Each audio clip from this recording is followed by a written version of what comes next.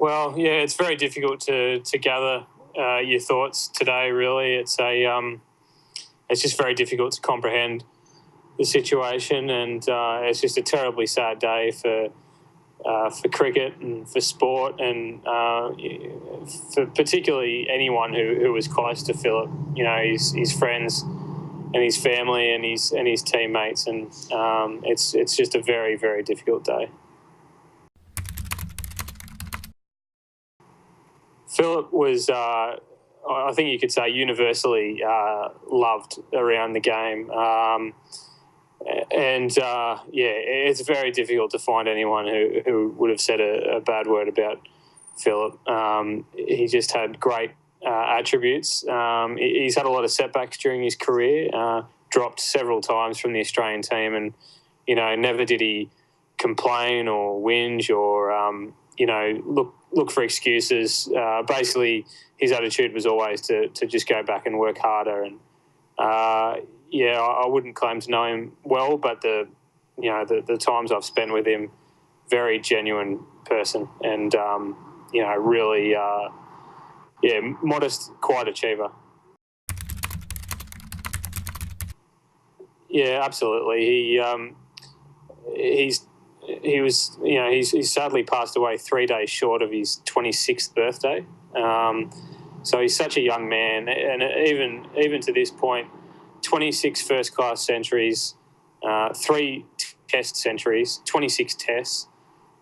So for someone who really hadn't properly established themselves in the test team and in international cricket, he'd already done so much. And I think the consensus today was Phil Hughes had so much left to achieve, that the best years were still ahead for him. And that's the saddest thing, that great potential that everyone saw, just won't be realised.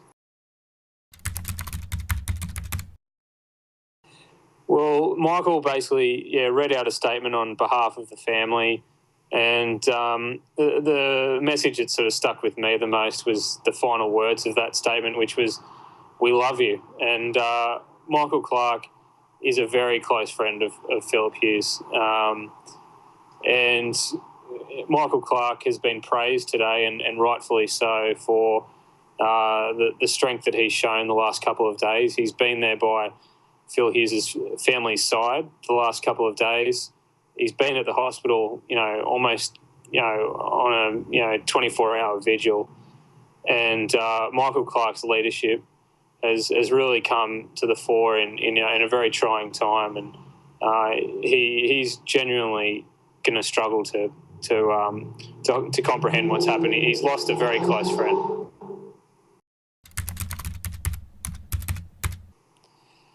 I think his attitude, everyone can sort of take a bit from Phil Hughes' attitude to life, really.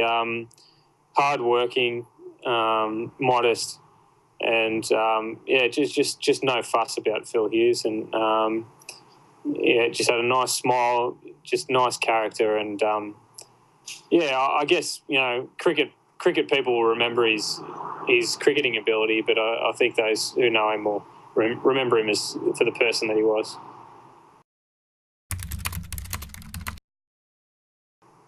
Well, the first thing to consider is that the Australian team doctor has said tonight that the injury sustained by Philip Hughes, there's really only about 100 recorded instances of this happening before. So that gives you some idea of like what a freak accident this was. So that's the first thing to consider, that this is just a terrible, terrible tragedy and a freak accident.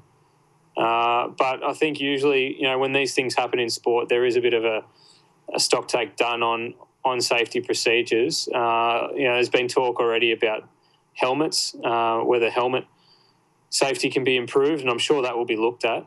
And the other is the future of the bouncer delivery as a tactic in cricket.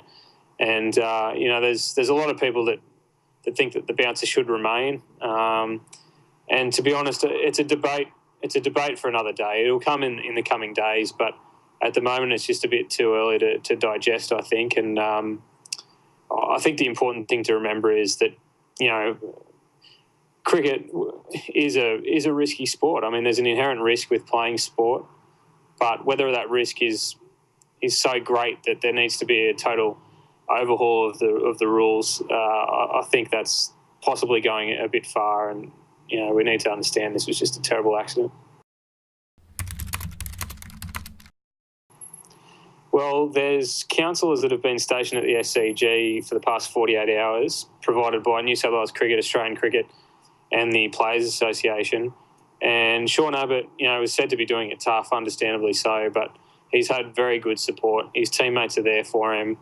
There is counselling support there for him if he needs it. And I think the cricketing community is fully behind Sean.